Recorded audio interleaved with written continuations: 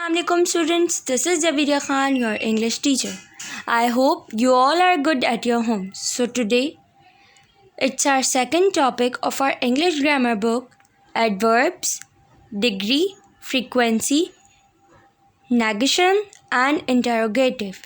So students, take out your books. This is your title page, adverbs, degree, frequency, negation and interrogation and interrogative. So students, adverbs of degree और extent, यहाँ पर आपको इस topic का पूरा revise कराया जा रहा है. अगर किसी ने पहले पढ़ लिया है तो यहाँ पे उसका रिवीजन हो जाएगा. अदरवाइज जिनको नहीं पता उनको स्टूडेंट्स को यहाँ पे समझ आ जाएगा. Now look at the following sentences. आपके पास ये नीचे 3 सेंटेंसेस गिवन है. यहाँ पे हमें एडवर्ब्स की डिग्रीज बताई जा रही हैं. The number 1 sentence is these shoes are too big for you. Second one is this is a very difficult question. The room was quite dark and we could not see anything. So students, ये 3 sentences थे. अब हम पढ़ते हैं कि इन sentences में adverbs of degree क्या था. In sentence number A, the adverb to tell us how big the shoes are. The adverb to therefore qualifies the adjective big.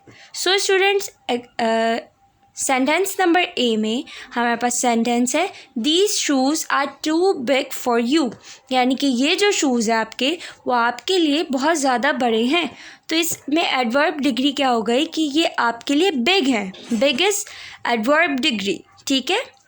The second one is the adverb very tells us how difficult the question is, that is the extent of its difficulty. It therefore qualifies the adjective difficult. यानी कि इसमें इस question में हमें ये बताया जा रहा है, इस पार्ट में हमें ये बताया जा रहा है, बी पार्ट में, कि डिफ़िकल्ट का जो वर्ड है ये डिग्री है एडवर्ब की. क्यों? क्योंकि ये जो वर्ड है डिफ़िकल्ट का ये हमें बता रहा है कि क्वेश्चन हमारे पास मुश्किल है. ठीक है. The room was quite dark and we could not see anything. In C, the adverb quite tell us how dark the room was. It therefore qualifies the adjective dark. So students, C में क्या बताया जा रहा है कि जो quite word है वो adverb है कि इसकी वजह से रूम बहुत ज़्यादा अंधेरे में है, अंधेरे में बहुत ज़्यादा कि कुछ हमें नज़र नहीं आ रहा. और एडजेक्टिव क्या है इस सेंटेंस में?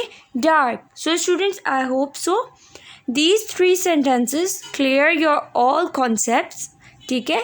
आपकी इन तीनों सेंटेंसेस ने आपका जो कॉन्सेप्ट्स हैं वो क्लियर कर दिए होंगे. अगर किसी को फिर भी नहीं समझ आता तो वो मुझसे आके, जिस दिन कॉपी आप लोग चेक कराने के लिए लेकर आएंगे उस दिन आके फिर मुझसे कंसल्ट कर लीजिएगा. मैं आपको इजीली समझा दूँगी फिर से. ठीक है students. So moving to exercise number A, take out your books, page number 4. Pick out the adverbs of degree from the following sentences. आपने इन sentences में से students adverbs degree निकालनी है. ठीक है students. So the number 1 sentence is the old lady was dash blind and could dash walk. इसमें adverb कौन सा है? Almost and hardly. The news of her mother's illness upset Vajia greatly. Greatly is blank. I absolutely hate traveling and am completely happy staying at home, said Komal. In this sentence, there are 2 blanks, absolutely and completely. Danish is far more interested in physics than in chemistry. Far is adverbs. Read the question very clearly before you start writing. Very clearly is blank. Okay students. Now moving to the next slide. This is exercise B, page number 5. Pick out the adverbs of time and adverbs of frequency from the following sentences. So students, अब frequency और time का क्या scene है?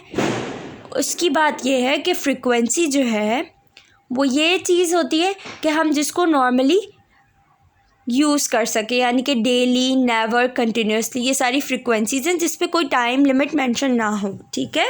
यानी कि जिसमें वक्त की बात ना हो रही हो, नॉर्मल चीज़ की बात हो रही हो जो हम रोज़मर्रा कर रहे हों, यानी कि डेली, यानी कि रोज़ हम कर रहे होते, नेवर कभी भी नहीं हम कर रहे होते, कंटिन्यूसली यानी कि हम बार बार करते रहते, ऑलवेज़ हमेशा करते रहते, तो ये सारी चीज़ें हम फ्रीक्वेंसी में ले लेते हैं कि हम रोज़ कर रहे हैं। तो फ्रीक्वेंसी उन सारी चीज़ों के आगे लिखेंगे हम जो है हम करते रहते हैं, और टाइम किसके आगे लिखेंगे जिसमें वक्त की बात हो रही है। Okay students, so the number 1 sentence is you must exercise daily to keep fit says our PT teacher. In this sentence daily is frequency, daily is frequency. Second one is Roma is never happy and she continuously complains about others. In this sentence, never and continuously is frequency. The number third is never say die really means always hope for the best. Never and always is frequency.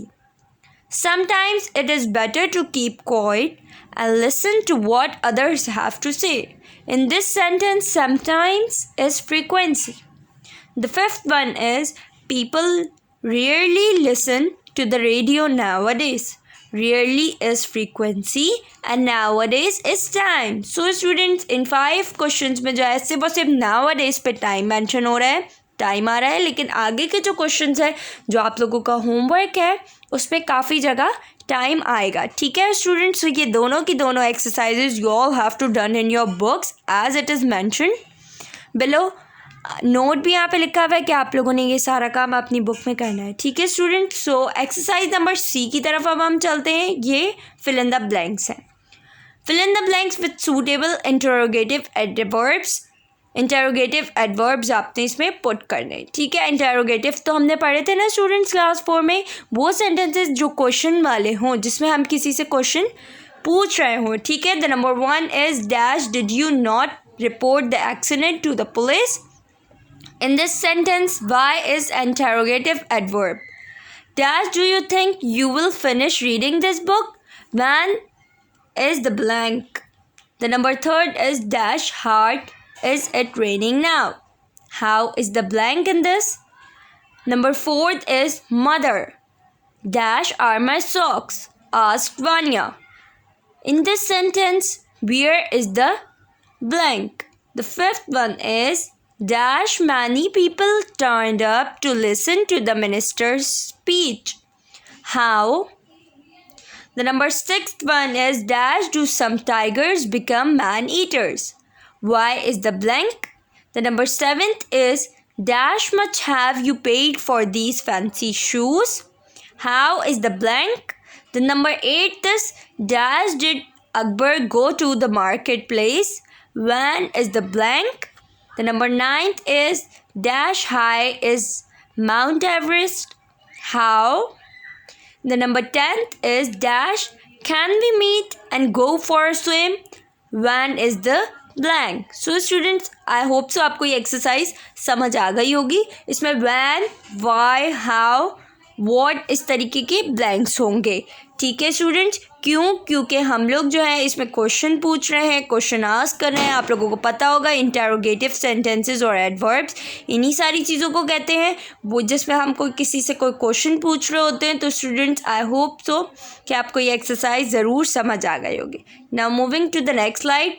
5 यहाँ पे और इसके parts given है। Dash did he go after school yesterday. In this sentence where is the blank. 12th is dash will the shop open in the morning. When. The number 13 is dash many questions could you answer correctly. How.